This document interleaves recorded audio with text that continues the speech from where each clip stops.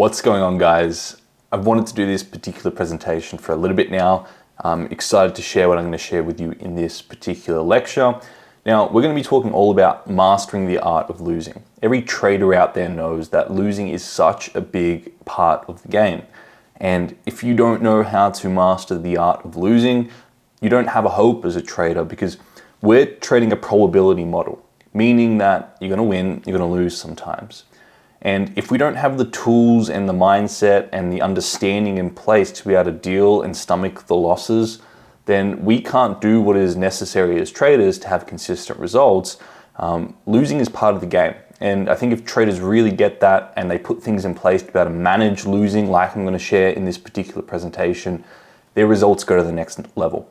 And not only their results are going to the next level, but they're less emotional now. They've got more stability. They're empowering other areas of their life. They're more process-based, and they're leveling up everywhere throughout their life because they've learned how to master their trading.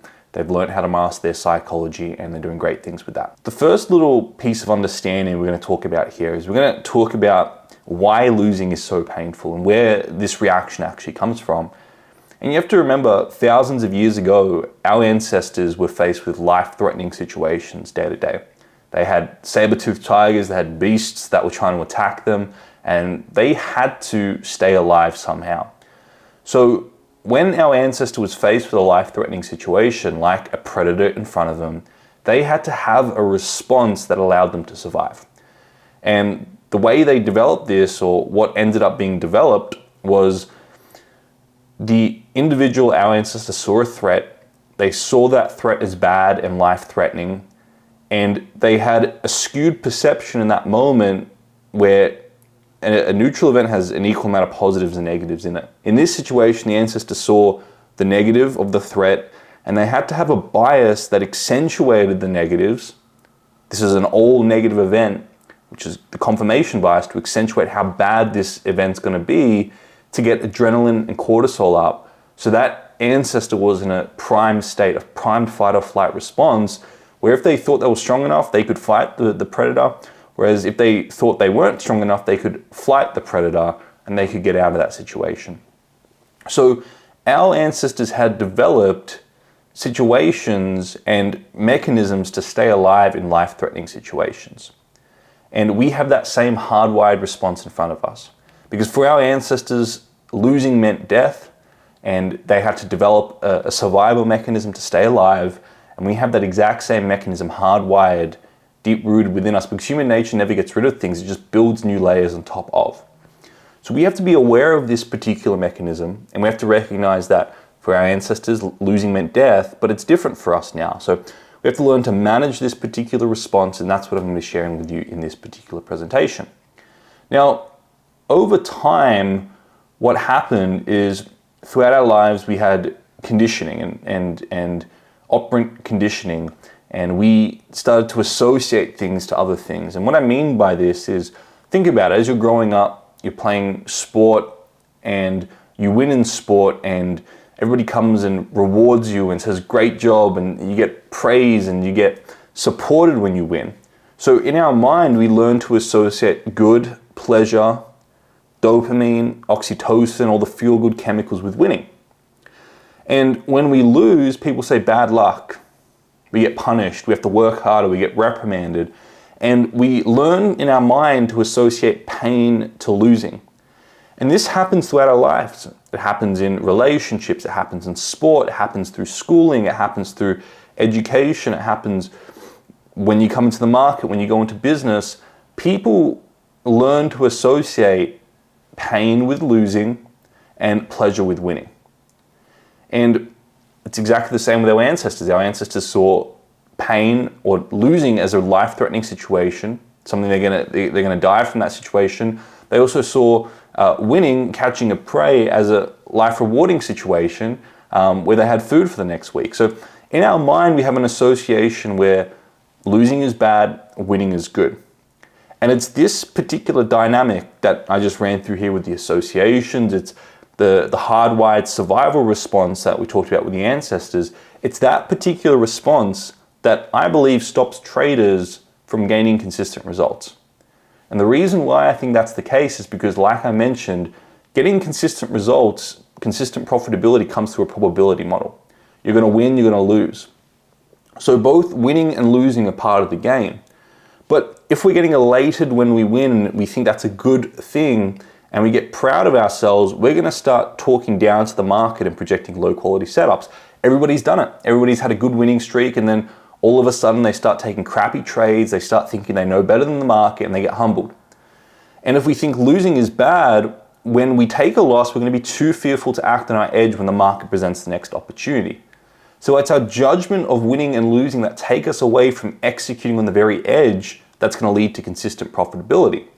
So we really need to learn how to master the art of losing and also master the art of winning. That's going to come in a separate lecture. And I talk about this in a huge amount of detail in the 12-week challenge, week 5, and really going in there and doing the principles is what really helps traders break through this particular dynamic, break out of the boom and bust cycle. So it's our seeing losing is bad, winning is good, that kills traders' ability to be consistently profitable. Ultimately, the best traders I've seen, they're neutral on the outcome, win or loss, they don't care. They just go back to their trading plan because it's the consistent and relentless execution of your edge that's going to lead to results. Not being elated when you win, not being depressed when you lose, just doing what your edge states and what your processes state over a long period of time. So it's really important that we're aware of this survival response. It's really important that we're aware of this conditioning and these associations we've created in our own mind through upbringing, all those types of things, because they have a huge impact on your ability to execute on an edge, and they can be managed, and that's what this lecture is about. I'm going to show you how to manage these two things, the survival response and the conditioning and associations. Now, one thing I'd love to share here is because people are probably going to say, isn't it important that we have this survival response? Is it important that we see these things as good and bad? And the truth is, for survival, yes, it's really important. If you want to just survive and there's a car that's about to hit you, then yeah, it's important to see that as a bad event, have the adrenaline and cortisol kick in and get out the way. That survival response is going to fire immediately. It's just so deeply rooted within us. However, if you want to do more than survive, because think about it, how often are you walking out of your apartment or day to day moving around in life-threatening situations? For most people watching this particular video, it's going to be 0.01% of your life that you're in those serious life-threatening situations. For our ancestors, maybe it was 95% of the time, but for us, it's maybe 0.01% of the time for most people. So what I'm trying to say here is that those survival responses are outdated for today's day and age, where a lot of those basic survival needs, as Maslow stated, the physiological needs, the food, water, warmth, rest, the safety needs, the security and safety, those basic needs are already taken care of. We've transcended those stages of awareness, and we want to be playing on the higher levels, the self-fulfillment, the self-actualization. Now, we're not going to be able to get there if we don't learn to manage our psychology, we don't learn to manage the survival responses that have been deeply rooted in us from our ancestors' survival response.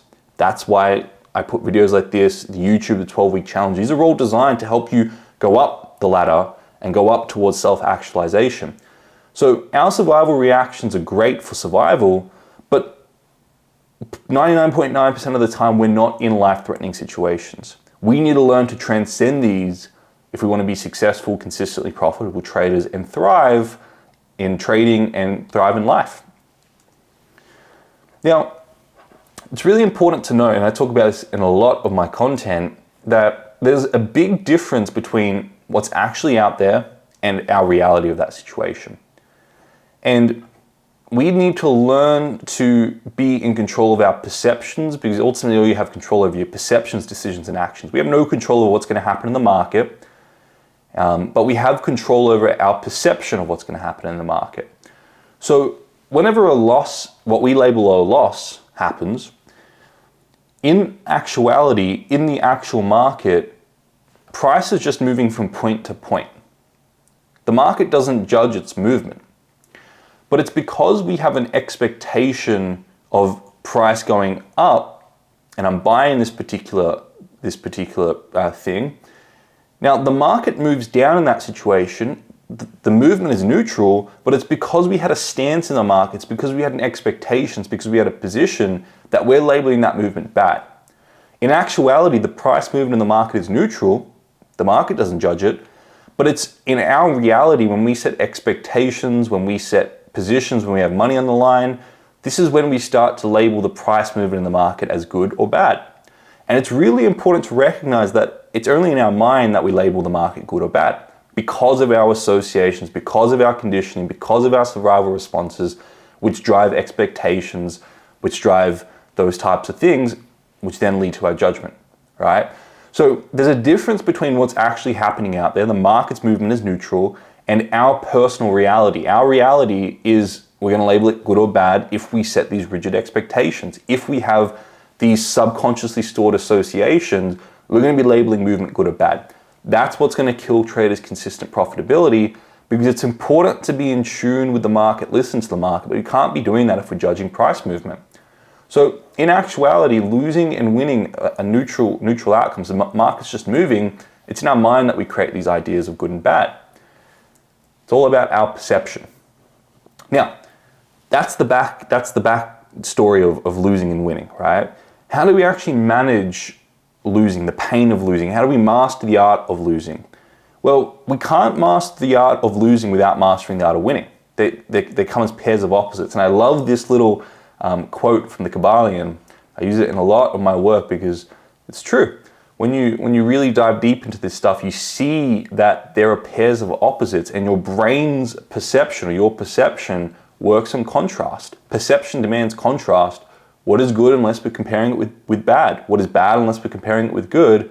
What is, hot unless we're comparing it with cold? So our perception demands contrast, and if we learn to understand this and we learn that there is always pairs of opposites, we can start to transcend the actual judgment on the event, and we can be more process-based, we can be more systems-based. So opposites are identical in nature, but different in degree, okay? Hot and cold water is the same thing. They're identical in nature. It's water. That's the nature of hot and cold water. It's just different degrees of the same thing. Hot and cold water are exactly the same thing, just different degrees of the same thing. It's exactly the same thing with winning and losing in the market. Winning and losing are different degrees of the same thing, price movement in the market. Now, the pain of losing comes from the addiction to winning. So if we have in our mind this idea of all this pleasure we're going to get from the win, and that's the expectation, we put that way up on a pedestal, we see all the advantages of that, then by law of contrast, the opposite, not having that, the loss, is extremely painful. And we have to be aware of these dynamics in our mind. This is why it's so important not to set positive, unrealistic, fantastical expectations of what we think the market's going to do and what we perceive the outcome is going to be. Because if we don't get that and the market doesn't align with that, then it's going to be extremely pain. There's going to be a lot of pain there because it's the loss of that which we expected. So the pain of losing comes from the addiction of winning. And we have to understand that both winning and losing are neutral. There are advantages to losing, just like there are drawbacks. There's pain and pleasure to losing, and there is pain and pleasure to winning. The pain of losing is you may lose money in your perception, but you also gain that in lessons. You gain that in drive. You gain that in accountability to sticking to higher quality setups in your trading plan. There's both benefit and drawback to losing. And there may seemingly be pleasure in winning, but there's also drawbacks in that. You become more complacent, you become less teachable. And I just really want traders to see that there's both advantage and disadvantage to both outcomes. So we can stop being so addicted to one way or the other, and we can get back to our trading plans, which is ultimately going to lead to consistent profitability. So it's these pairs of opposites in our mind that drive our judgment of certain situations. And I talk about this in great detail in the 12-week challenge. And people who go through that and they see it and they implement the tool that I give them there, their minds are blown. They have a shift in perception and they start to see trading in a different light. Now, what is it you can do about it? Now that you know these things, you know the survival response, you know the conditioning, you know the pairs of opposites, and you have a greater understanding of losing now and your psychology, what is it you can do about it? The first thing here is you want to manage your expectations. You want to be acutely aware of your expectations before you get into a position. Because I guarantee you the most painful losses you have as a trader are the ones that you've set the most unrealistic expectations, the most pleasurable expectations of what you think you're going to get from the market, because the pain comes from losing all those positive things in your mind. So this is why I created the Bulletproof Your Mindset tool. There's a free tool in the description. Get that tool and start using it before every trade you take. And you'll start to realize that, you know what, I do have unrealistic expectations before I get into positions. And that's okay, but that's what's driving the emotional response. So be aware of your expectations. Use the Bulletproof Your Mindset tool. It's completely free. Get in the description and grab that. That will be extremely useful. The other thing you want to be doing is building out a super clear trading plan and processes. Because the more you leave decision making up to yourself in that moment, the more emotional it's going to be, the more amygdala driven it's going to be. But if you have processes, if you have plans, if you have trading plans, it becomes more systematic. You let your higher functions in your brain take over. You make process-based decisions that you've planned out, and you don't have to leave it up to irrational decision making in the moment. This is exactly why the best pilots, the surgeons, they have checklists, they have flying plans, they have surgery plans, they've got processes that they adhere to because they know the importance of being process-based. And the last thing I'm going to encourage everybody to do is get into the 12-week challenge and start rewiring your brain. In the 12-week challenge, I teach you processes to start transcending the judgments and being able to be aware of the specific moments you've learned to associate good and bad to certain events, and to start rewiring the brain, to start thinking like a professional trader does, neutral in the outcome. And there's processes that you have to do because this isn't an intellectualization process. It's something you have to inculcate. Something you actually have to change your brain to. And I teach you heavy in law, how you can rewire the brain, new associations, so you can start thinking like a professional trader. Okay, so I hope this was insightful. You got some new insights on why and how we react in certain situations, how you can start to master the art of losing, manage your expectations, build out clear trading plans, get in the 12-week challenge, start rewiring your brain. These are all essential components to building consistent profitability and accomplishing your goals as a trader.